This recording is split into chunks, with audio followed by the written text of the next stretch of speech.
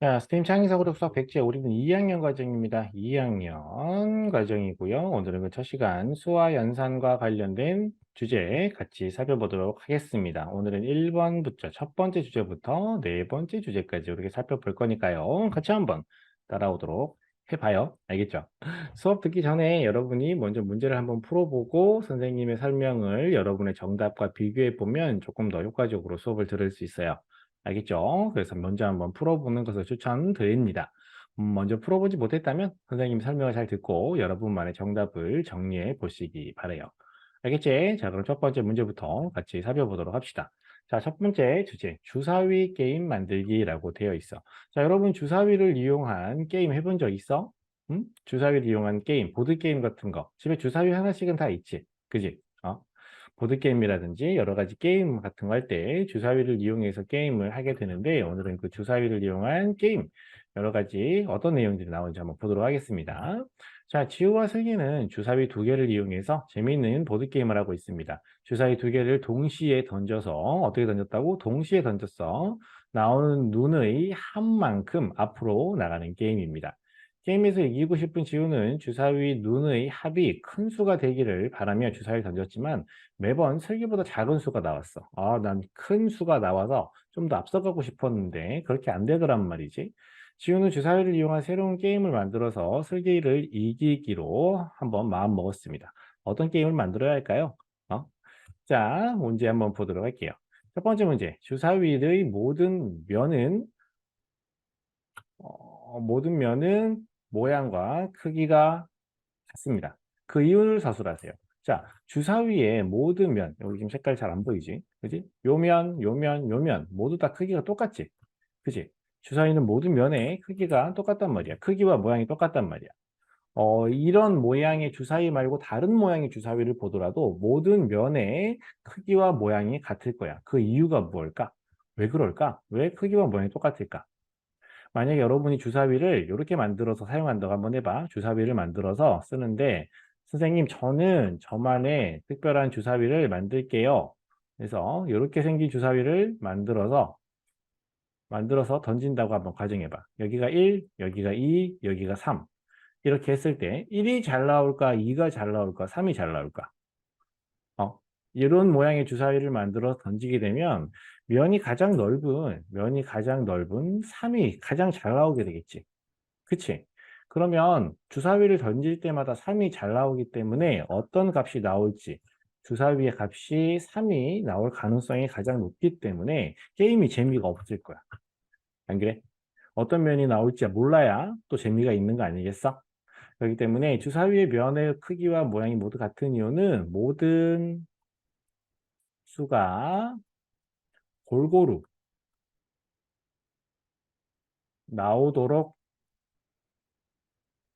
나오도록 하기 위해서입니다. 이렇게 주사위의 모든 면이 크기와 모양이 같은 이유를 여러분이 적어주시면 되겠습니다. 자, 주사위를 이용해서 친구와 함께 할 수 있는 재미있는 게임을 한번 만들어 보고 게임 방법을 설명하시오라고 했어. 그지? 여러분만의 재미있는 주사위 게임을 한번 만들어 보세요라고 했는데 뭐 어떤 거 있을까? 주사위, 곱셈 뭐 이런 거 한번 만들어 볼까? 주사위를 던져. 두 개의 주사위를 던져. 주사위를 던진다. 그래서 만약에 3과 4가 나왔어. 이러면 어떻게 하냐면 3과 4를 곱합니다. 해서 12가 점수가 되는 게 아니라 이 값을 또 곱합니다. 그래서 최종 점수는 이 친구의 점수는 2점입니다. 다른 친구는 1, 6이 나왔어요. 그럼 어떻게 되죠? 1 곱하기 6은 6. 이렇게 해서 끝이야 얘는. 한 자릿수가 될 때까지 나온 수가 두 자리라면 각 자리 숫자를 곱해서 한 자릿수가 될 때까지 계속 곱하는 거야. 어떤 친구가 했을 때 뭐가 있을까? 음, 음, 뭐 좀 더 큰 수가 나오는 게 뭐가 있을까? 9가 나와. 3과 3이 나왔어. 그럼 3, 3, 9. 얘가 제일 크겠는데? 그지? 뭐 이렇게. 6과 6이 나왔어. 그러면 어떻게 돼? 6 곱하기 6은 36. 그지? 근데 두 자릿수니까. 다시 3 곱하기 6은 18. 또 두 자리니까 또 계속 하는 거야. 1 곱하기 8은 8. 그래서 8점이 되는 거지. 이런 식으로 두 개의 주사위를 던져서 한 자릿수가 될 때까지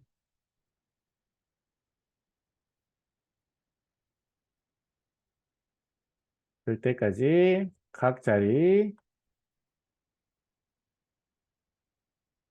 숫자를 곱한다. 이런 방법으로 게임을 간단하게 만들어 볼 수도 있겠지. 이건 선생님이 예를 들어서 만들어 준 게임이고 여러분만의 게임을 만들 때 어떤 게임인지 게임의 이름, 어떤 식으로 게임을 해야 되는지 게임 방법, 그다음에 어떻게 하면 이길 수 있는지 그 내용들을 이렇게 정리해서 적어 주시면 됩니다. 여러분만의 재밌는 게임을 한번 만들어 봐. 주사위를 꼭 사용해야 된다는 거 잊지 말고. 알겠지? 자, 이렇게 해서 주사위와 관련된 내용을 한번 살펴보았습니다. 자, 두 번째 주제입니다. 사슴벌레 키우기라고 되어 있는데 여러분 사슴벌레 본 적 있습니까? 사슴벌레? 혹시 사슴벌레 키워본 경험이 있는 친구도 있을까?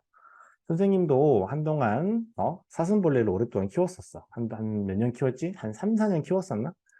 사서 키운 건 아니고 이렇게 그 여름에 되게 더운 날 밖에 그 가로등 불빛에 가끔 사슴벌레들이 날아오거든. 그래가지고 선생님 시골에 갔는데 선생님 이제 본가 선생님 고향이 시골인데 여름에 여름 휴가 때 갔더니 그 가로등 불빛 따라가지고 사슴벌레가 날아온 거야. 그래서 길바닥에, 도로 바닥에 막 기어다니고 있더라고. 거기다 두면 사람들이 밟거나 차에 밟힐 것 같아갖고 선생님이 데리고 집에 와서 그 녀석을 키우기 시작한 것보다 개를 키우기 시작해서 한 진짜 4년, 한 3년, 4년 동안 계속 키웠었어. 그 녀석이 새끼 알을 낳아서 알이 애벌레가 되고 또 어른이 되고 걔가 새끼를 낳아서 또 애벌레가 되고 또 어른이 되고 이런 과정을 계속 거쳤지. 그러다가 한 해가 어떤 해에 키우던 녀석들이 잘 부화가 안 돼가지고 다 죽어버려서 안타깝게 그 이후에는 잘 키우지 않는데 이게 또 자연에서 사는 녀석들이니까 자연에서 자유롭게 막 사는 게 좋은데 선생님이 키우니까 이게 또 답답하게 좁은 데서 키우는 게 이게 또 잘하는 일인가 이런 생각이 들더라고. 그래서 그 이후에는 잘 키우진 않고 근데 선생님도 곤충을 되게 좋아해. 곤충 키우는 것도 좋아하고, 관찰하는 것도 좋아하고. 지금도 선생님이 일하고 있는 이 공간에, 지금 보이진 않지만, 선생님 저기 맞은편에 책상 위에 곤충이 수백 마리가 지금 자라고 있어. 어, 보여주고 싶은데 중간에 가기는 어려우니까. 어떤 곤충이 자라고 있냐면, 갈색 거절이라고 들어봤나? 밀웜. 밀웜이라고 하는 곤충이 있는데, 선생님 실험하느라고 밀웜을 지금 여러 마리 키우고 있습니다. 뭐 이런 내용들도 한번 이야기해주면서 선생님의 사슴벌레에 관한 내용을 이야기를 해줬습니다. 사슴벌레 이렇게 양쪽으로 찌개 이렇게 찌개가 있어 이런 동물 이런 곤충이에요. 자, 지구상의 동물 10마리 중 8마리는 곤충이라고 할 만큼 많은 수의 곤충이 살고 있다고 합니다.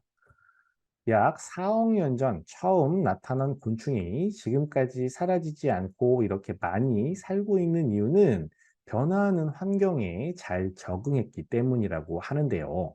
여러분이 직접 곤충을 집에서 키워보면서 곤충이 어떻게 사는지, 어떻게 변화하는지, 어떻게 탈바꿈을 하는지, 어떻게 우아하는지 이런 것들을 직접 보고 관찰해 보는 것도 좋겠죠.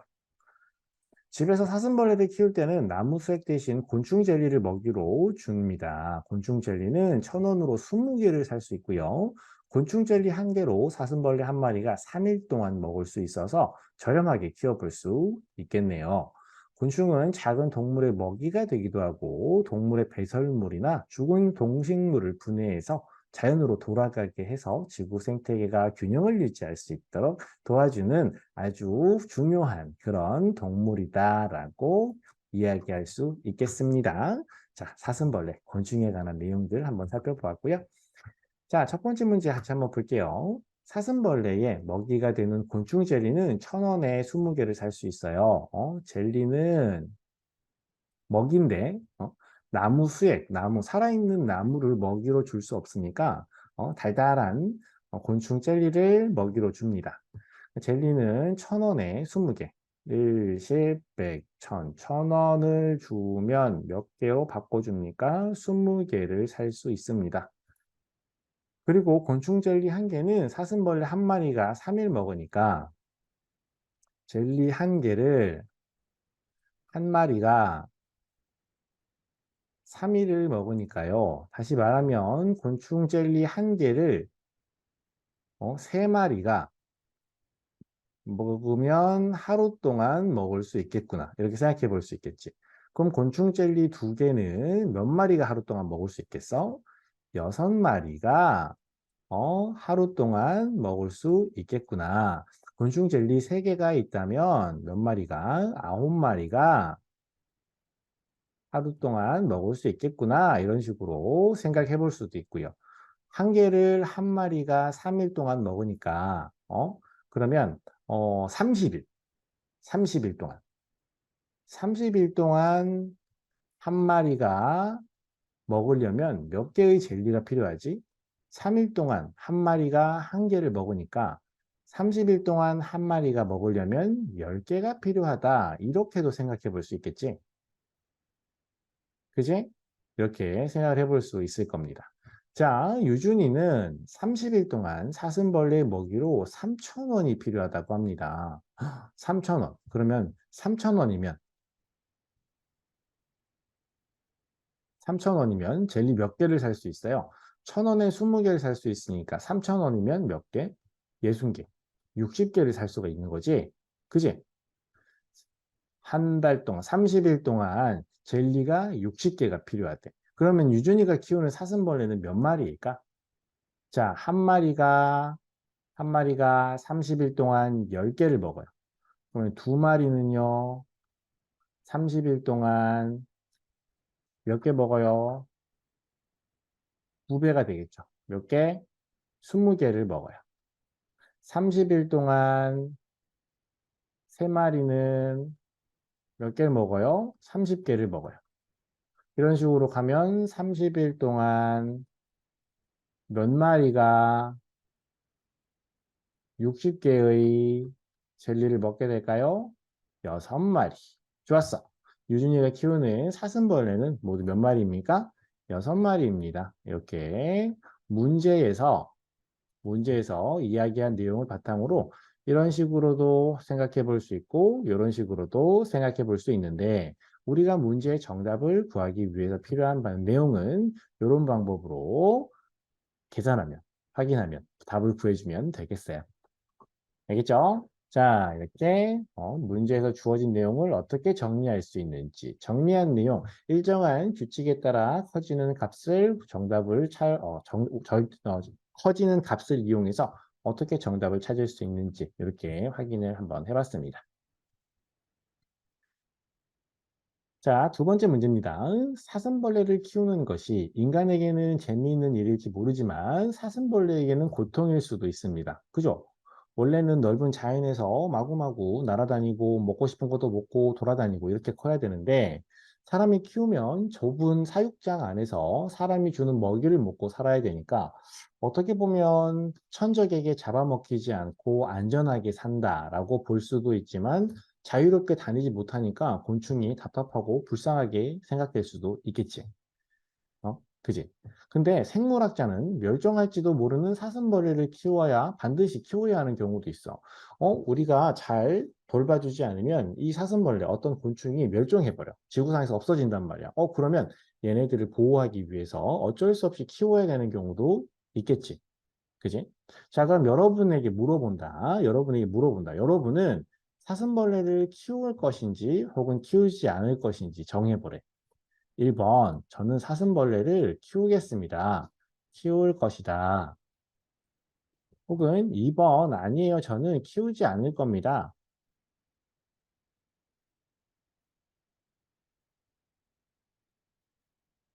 여러분이 어떻게 생각하는지, 여러분의 생각을 적고, 왜 그렇게 생각했는지 이유를 적어줍니다. 이유, 이유를 적어줍니다. 자, 1번 키울 것이다라고 선택한 친구는 100점. 2번 키우지 않을 거다라고 주장한 친구, 답을 쓴 친구는 뭐 500점 이렇게 점수가 달라지는 문제일까? 어떤 것을 선택하는지에 따라서 점수가 다른 문제일까? 아니야. 이 문제는 어떤 건 선택하든 상관없어. 키울 것이다 라고 해도 되고 키우지 않을 것이다 라고 해도 괜찮아. 어? 그것만으로 점수가 달라지는 문제가 아니고 중요한 것은 뭔데? 여러분이 왜 그렇게 결정했는지 그 이유를 쓰는 것이 더 중요한 그런 문제입니다. 자, 영재교육원이라든지 어떤 뭐 학교나 학원에서 여러분이 보통 문제를 풀 때 답이 딱 정해져 있는 수학 문제를 푸는 경우가 많지. 그지? 근데 여러분의 창의성이나 영재성을 평가하는 영재교육원 선발 시험에서는 이렇게 여러분의 생각을 묻고 왜 그렇게 생각하는지 이유를 물어보는 경우가 굉장히 많습니다. 알겠어? 그렇기 때문에 여러분이 왜 그렇게 생각했는지 자신의 생각을 쓰고 그것에 대한 이유를 쓰는 연습을 앞으로 선생님과 이 수업을 통해서 계속해 나갈 거야. 무슨 말인지 알겠지? 그러니까 어떤 걸 선택해도 괜찮아. 대신 왜 이렇게 생각했는지 그 이유를 꼭 잘 쓸 수 있도록 하세요. 알겠습니까? 자, 여러분이라면 곤충을 키울 겁니까? 아니면 키우지 않을 겁니까? 어떻게 할 거야? 키울 것이다. 그 이유는 키울 것이다. 왜 키울 것입니까? 키우면 키워서 좋은 점 어떤 게 있을까? 곤충을 직접 만지고 혹은 관찰할 수 있어. 관찰할 수 있고 또 뭐가 있을까? 곤충을 키우면 매일매일 밥도 줘야 되고 청소도 해줘야 되고 이런 일들을 여러분이 꾸준히 해야 되잖아. 어? 책임감을 기를 수도 있습니다.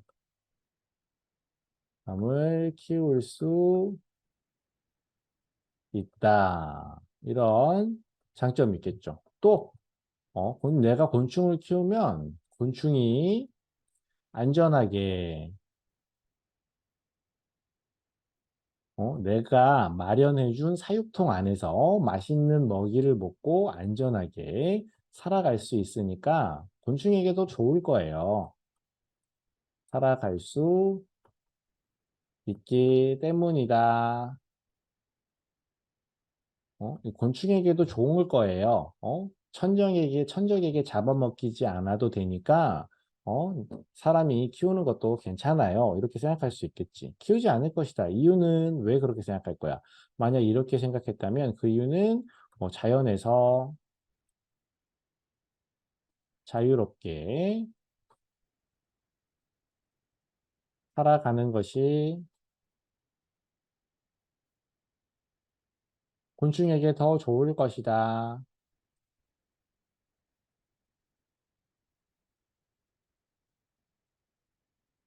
좋을 것이다. 이렇게 곤충의 입장에서 생각을 할 수도 있겠죠. 자, 키울 건지 키우지 않을 건지 어떤 것을 선택해도 괜찮다고 했어. 대신 왜 그렇게 선택했는지 그 이유를 꼭 쓰고 그 이유가 타당하다면 그 이유가 적절하다면 점수를 받는 그런 문제니까 여러분도 선생님처럼 이렇게 자신의 생각과 그렇게 생각한 이유를 꼭 적어주시기 바랍니다. 알겠습니까? 자, 이런 문제 앞으로 종종 자주 만날 거야. 여러분의 생각을 잘 정리해 볼 수 있도록 하세요. 알겠죠?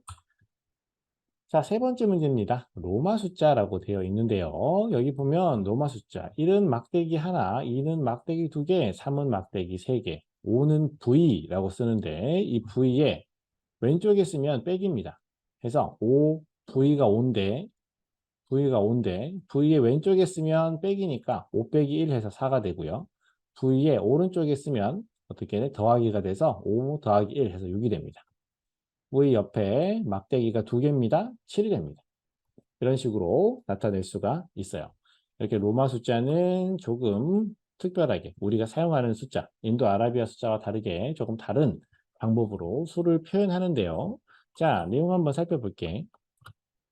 우리는 0, 1, 2, 3, 4, 5, 6, 7, 8, 9라는 인도에서 만들어졌고 있고 아라비아인에 의해서 널리 퍼져서 인도 아라비아 숫자라고 이렇게 부릅니다. 이런 수를 이용해서 이런 숫자를 이용해서 수를 표현합니다.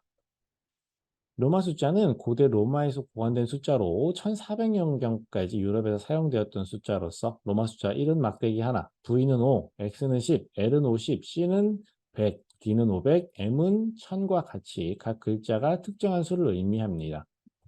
로마 숫자는 수를 표현할 때 계산이 필요한 특징이 있는데요. 1, 2, 3은 이렇게 막대기 하나, 두 개, 세 개로 쓰고요.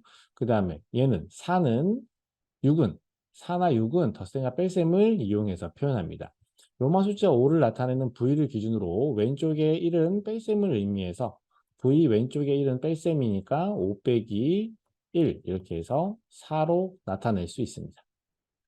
V를 기준으로 오른쪽에 V를 기준으로 오른쪽에 쓰면 이건 뭔데? 5 더하기 1 해서 6이 된다. 이렇게 로마 숫자를 표현하는 간단한 방법에 대해서 알아볼 수 있겠습니다. 자, 이렇게 로마 숫자를 나타낼 수 있고요. 요렇게 표현한 숫자들 본 적 있지? 그지? 자주 쓰이진 않지만 가끔 보면은 여러분 뭐 시계 같은 데도 이런 숫자가 쓰일 때가 있고 또 어디에 이런 거 쓰이지? 보고서 쓰고 이럴 때 쓰이는데 여러분 아직은 학년이 조금 어리니까 저학년이니까 잘 보지 못했을 수도 있겠네. 이렇게 나타내는 숫자도 있다. 자, 다음 보기에 로마 숫자로 만든 식을 인도 아라비아 숫자로 바꾸고 계산 결과를 인도 아라비아 숫자로 나타내세요 라고 했습니다. 얘는 뭡니까? x는 얼마예요? 10이에요. 10의 왼쪽에 x의 오른쪽에 1이 있으면 이거 뭐가 됩니까? 10에다가 1을 더하세요 해서 11이 되는 거고요. x 10 왼쪽에 오른쪽에 두 개가 있으면 10에다가 2를 더하세요 해서 12가 되는 거예요. 그래서 얘는 12가 되고요. V는 뭐였어요? V는 5였는데 그 왼쪽에 1이 있으니까 V 왼쪽에 1이 있으면 이거 뭐예요? 5에서 1을 빼세요. 이렇게 해서 4가 됩니다. 4 더하기 얘는 뭐예요? 10, 10, 5 이렇게 있지. X가 10이었고 V가 5였는데 얘는 얼마야? 얘는 V 오른쪽에 두 개가 있으니까 뭐야? 5 더하기 2 해서 7. 그 다음에 x가 10이었으니까 10이 두 개가 있네. 얘는 얼마지? 27이다. 이렇게 나타낼 수 있겠지. 그래서 이 식을 인도 아라비아 숫자, 우리가 사용하는 수로 나타내게 되면 12 빼기 4 더하기 27 이렇게 나타낼 수 있으니까 답은 35. 그래서 계산하면 정답은 35가 됩니다. 여러분이 뺄셈이나 덧셈을 잘 하지 못할 거라고 생각하진 않아요. 대신 여기 있는 로마 숫자를 이용해서 이 수가 어떤 값인지 우리가 사용하는 숫자로 바꾸면 어떤 수가 되는지 이런 것들을 여러분이 잘 바꿀 수 있느냐, 나타낼 수 있느냐 이런 내용들을 확인하는 문제가 되겠어요. 자, 오늘날 로마 숫자가 사용되지 않는 이유는 무엇일까요? 로마 숫자 요즘 사용되지 않고 있지. 우리는 다른 숫자 사용하잖아. 인도 아라비아 숫자 사용하지. 왜 로마 숫자를 사용하지 않지? 첫 번째 이유는 불편하기 때문에. 이게 더 편리했다면 이걸 계속 사용했겠지. 그러면 그냥 단순하게 불편하기 때문이다. 이렇게 쓰기보다는 어떤 점이 불편한지 더 자세히 써주시면 됩니다. 우리가 사용하는 인도 아라비아 숫자 같은 경우는 이렇게 숫자를 계속 더해서 큰 수를 끊임없이 만들어낼 수 있어. 그지? 근데 로마 숫자는 어떤 수를 무엇으로? 알파벳으로 표현한단 말이야. 맞지? 응? 여기 보면은 뭐 1은 I, 5는 V, X는 10, L은 50, C는 100, D는 500, M은 1000 이렇게 된다고. 그러면 알파벳을 다 사용하고 나면 아주 큰 수는 어떻게 표현할 거야? 이렇게 어떤 수를 알파벳과 연결해서 사용하게 되면 알파벳을 다 써버리고 나면 그러면 그것보다 더 큰 수는 어떻게 표현할 거야? 표현할 수가 없겠지. 가장 어려운 점은 뭐냐면 아주 큰 수를 표현하기가 어렵습니다. 표현하기 어렵다. 이러한 단점이 있어요. 또 한눈에 봐서 이게 얼마인지 알아내기가 힘들어요. 왜냐하면 계산을 해야 되거든.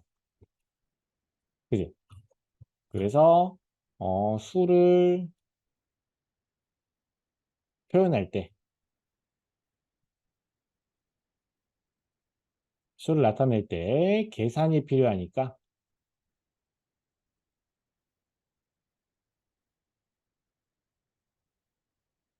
그래서 어떤 수인지 쉽게 알기 어려워.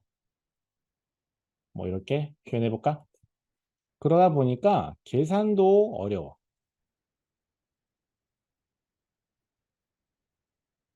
이런 여러 가지 단점이 있을 겁니다.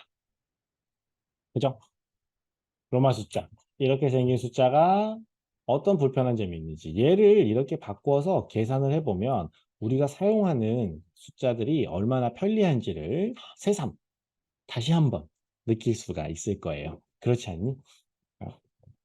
자, 이렇게 인도 아라비아 숫자와 로마 숫자의 차이점에 대해서 한번 확인해 보고 왜 로마 숫자가 오늘날 사용하지 않게 되었는지 이런 내용들도 한번 확인을 해 봤어요. 자, 네 번째 주제입니다. 자동차 번호판의 숫자 이렇게 되어 있는데요. 여러분 부모님 자동차에 번호판이 다 붙어 있는 거 알고 있습니까? 본 적 있어요? 여러분 부모님 차 번호 알아? 어? 알지? 모르나? 뭐 번호는 모르더라도 번호판이 붙어 있는 건 알고 있지. 그지? 자, 이런 번호판이 붙어 있습니다. 자, 지훈의 자동차 번호판은 31도에 3090입니다. 각 숫자와 글자가 의미하는 것은 무엇일까요? 앞에 있는 두 숫자인데, 여기 앞에 있는 두 숫자인데, 요즘은 자동차가 많아져가지고, 여기 두 개의 숫자뿐만 아니라, 세 개의 숫자가 사용되기도 합니다. 두 숫자 혹은 세 개의 숫자는 자동차의 종류를 구분하는 숫자입니다. 앞에 어떤 수가 있느냐에 따라서 그 자동차가 승용차, 그러니까 보통 우리가 집에서 여러분 부모님이 타는 자동차인지 아니면 승합차, 사람을 실어 나르기 위한 자동차인지, 화물차, 물건을 싣고 옮기는 자동차인지 이런 것들을 확인할 수가 있고요. 얘는 특수차를 나타낸다고 하네요. 특수차 같은 경우는 뭐 레미콘 트럭이라든지 아니면은 뭐가 있을까? 콘크리트 믹서카? 그 레미콘 차지. 어, 뭐 포크레인, 뭐 이런 거, 뭐 크레인 같은 거, 뭐 이런 특수한 자동차를 나타냅니다. 아니면 소방차, 뭐 앰뷸런스 이런 것도 특수차라고 할 수 있겠지. 자, 그 다음에 뒤에 오는 이 글자, 여기 있는 글자. 글자 같은 경우는 자동차가 어떤 용도로 사용되는지 알려줍니다. 보통 우리가 사용하는 자가용은 가나다라 뭐 이런 것들이 되고, 그 다음에 버스나 택시 등의 영업용 자동차. 영업용 자동차는 돈을 받고 사람들을 실어 나르는 자동차를 혹은 돈을 받고 물건을 실어 나르는 자동차를 이용해서 돈을 벌 수 있게 한다면 그 자동차는 영업용 자동차라고 볼 수 있어요. 그래서 그런 자동차는 바, 사, 아, 자 이런 글자가 여기에 들어간다고 해요. 택배를 배달하는 자동차는 배라고 적혀 있고요. 렌터카처럼 다른 사람에게 빌려주는 차는 하, 허, 호가 들어간다고 합니다. 뒤쪽에 있는 네 개의 숫자는 뭐 임의로 그냥 정한 숫자로 어, 음, 임의로 정한 숫자로 그 번호에 따라서 이 차가 이제 그러니까 번호판을 달 이유는 어떤 차인지 어떤 용도로 사용되는 차인지 번호를 통해서 알 수가 있고 여기에 있는 네 개의 숫자는 그냥 임의로 마구잡이로 그냥 아무 숫자나 정해서 주는 거야. 자동차한테 부여하는 거야. 그냥 너는 이 번호 해 이렇게. 그러면 그 번호가 이 자동차의 번호가 되는 거지. 이렇게 자동차 번호판처럼 특정한 의미가 있는 숫자를 이름수 혹은 명목수라고 합니다. 여기 있는 숫자, 여기에 사용된 숫자는 어떤 크기를 나타내는 숫자도 아니고 순서를 나타내는 숫자도 아니고 양을 나타내는 숫자도 아니에요. 그냥 이 자동차의 이름처럼 사용되는 수이기 때문에 이름수 혹은 명목수다 이렇게 이름을 붙여서 우리가 나타냅니다. 여기에 사용된 수는 명목수, 이름수야 이렇게 이야기할 수 있어요. 그지? 우리가 수를 사용할 때는 뭐 순서라든지 양이라든지 크기라든지 이런 것들을 나타낼 때 수를 사용하지만 그런 쓰임으로 사용되지 않고 이름처럼 사용되는 경우도 있다. 예를 들면 여러분의 반에서 여러분 번호 같은 거. 너네들 반에 여러분의 번호는 한 명밖에 없잖아. 그지? 몇 학년 몇 반 몇 번 하면 어떤 친구가 딱 그 손을 들겠지? 그런 식으로 그 친구를 나타내는 번호, 이름 대신 사용할 수 있는 번호. 운동선수들이 등에 있는 등번호라든지, 그 다음에 여러분 전화번호라든지, 주민등록번호, 이런 것들은 다 이름처럼 사용되는 수입니다. 알겠죠? 자, 여기 영상도 준비되어 있으니까 여러분이 직접 한번 스마트폰으로 찍어서 보는 것도 재밌을 거예요. 자, 자동차마다 이렇게 번호판을 다는 이유는 무엇일까요? 선생님, 자동차의 번호는 뭐지? 39, 2에 4718 이렇게 되어 있거든. 이렇게 선생님 자동차에 이렇게 붙어 있단 말이야. 뿅 하고 붙어 있어. 어, 붙어 있는데 이렇게 자동차마다 이렇게 번호판을 붙이는 이유는 뭘까? 왜 이렇게 번호를 붙이는 걸까? 그 이유는 다른 자동차와 헷갈리면 안 되잖아. 다른 자동차와 구분하기 위해서입니다.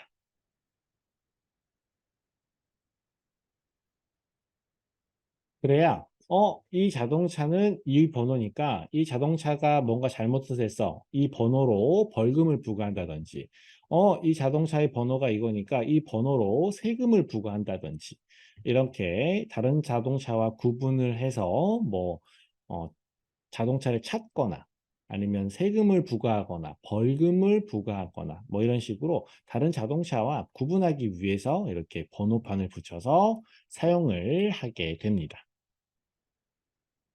자동차 번호판에 숫자를 사용할 수 없다면 숫자 대신 사용할 수 있는 것에는 무엇이 있을까요?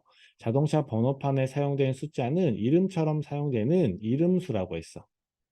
그지? 다른 말로는 명목수 이렇게 이야기할 수 있는데 숫자를 사용할 수 없다면 다른 거 어떤 거 사용할 수 있을까? 실제로 다른 나라에서는 자동차 번호판에 숫자와 알파벳을 함께 사용하는 경우도 있습니다. 알파벳을 사용할 수도 있을 거고요. 아니면 우리나라 글자인 자음이나 모음 같은 것을 사용할 수가 있겠죠. 그죠? 아니면 뭐 다양한 색깔을 사용할 수도 있을 거고요. 아니면은 뭐 특별한 모양들. 여러분 번호판 뭐 예를 들면 세모 세모 별 네모 이런 식으로 이렇게도 만들 수가 있겠지. 아니면 뭐 네모 네모 어 동글동글 거꾸로 세모 뭐 이런 식으로 번호판 이렇게도 만들 수 있겠지. 그러니까 이런 식으로 숫자만 사용할 수 있다라고 생각할 수도 있겠지만 숫자 대신 그러니까 수가 이름처럼 사용됐으니까 숫자 대신 다른 어떤 특별한 것들을 똑같이 사용을 할 수 있을 거다. 알파벳이라든지 한글의 자음이나 모음이라든지 아니면 뭐 동물의 이름이라든지 뭐 이런 거. 내 차는 파란색 줄무늬 표범이야. 이렇게. 여기 숫자 대신 파란색 줄무늬 표범 이렇게 이름을 지어서 붙여주는 거지. 어? 내 차는 노란색 점박이 코끼리야. 뭐 이렇게. 이렇게 색깔이랑 모양이랑 이름을 합해가지고 이렇게 자동차 번호판에 사용을 할 수도 있을 것입니다. 자, 이렇게 해서 첫 번째 시간, 첫 번째 주제부터 네 번째 주제까지 같이 한번 살펴봤는데요. 다음 시간에는 다섯 번째 주제부터 몇 번째, 여덟 번째 주제까지 살펴보는 시간을 갖도록 하겠습니다. 첫 번째 시간이니까 예습하지 못하고 온 친구들도 분명히 있었을 거라고 생각해요. 다음 시간부터는 어떻게 선생님이 몇 시간 몇 번까지 할 겁니다. 이렇게 알려줄 거거든. 그러면 선생님이 알려준 부분을 여러분이 풀어보면 가장 좋고 풀기가 어렵다면 어떤 내용인지 한번 읽어 본 다음에 선생님의 수업을 듣기를 바랍니다. 알겠죠? 자, 오늘 수업은 여기까지 진행할게요. 다음 시간에 만나서 또 재밌게 수업하도록 합시다. 알겠지? 오늘 여기까지. 다음 시간에 보자. 안녕.